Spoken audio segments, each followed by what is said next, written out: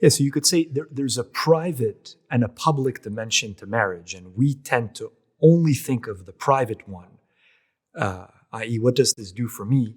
Right. But the public dimension is the conditions under which the kids are raised. I mean, the political community has a vested interest in, I don't want to say my favorite line in a founding document. That would be hard to say, but one of my favorites is the sixth and final reason why we the people ordained this Constitution, the preamble.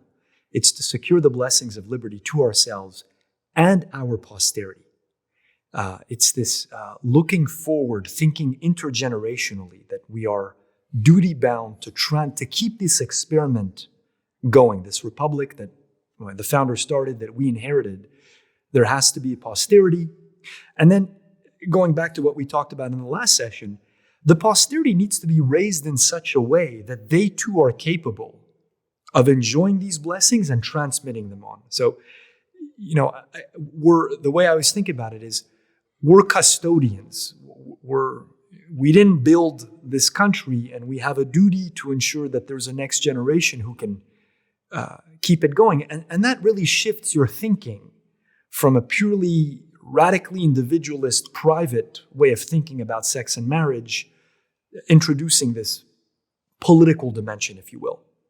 That concept, that concern about future generations and the founder's responsibility to those generations appears all over and in the founding documents. And one memorable case I can think of is the 1775 Congressional Declaration of why we're taking up arms against Britain.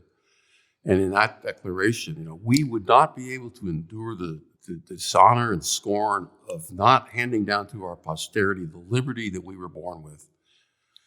And we must do everything. We must be willing to sacrifice life itself to avoid that infamy. I'm not giving you an exact quote, but that's the gist of it. And it's like, well, yeah, that's right. I mean, the founders didn't say that everyone in important public offices ought to be married with children, but you might say that their whole drift of their thinking was that's important. And some people sometimes point out that Washington didn't have kids, and yet in his case, he almost viewed the whole country as his child, the father of his country. We often use that metaphor for him. That idea that you're not just ruling right here and now, and not representing public opinion here and now as an elected official, but also thinking to the long term, the future long term.